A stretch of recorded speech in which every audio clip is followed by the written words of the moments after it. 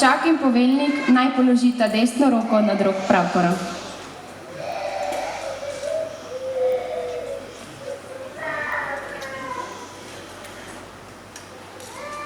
Sledi predsednikova zaobljuba.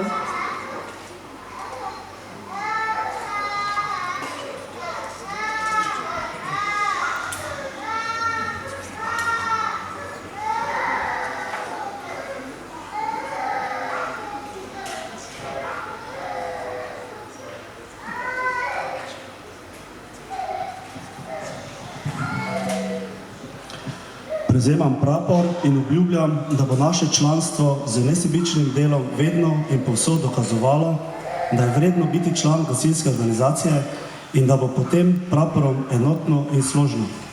Prosim predsednika, da preda prapor Praporščaku.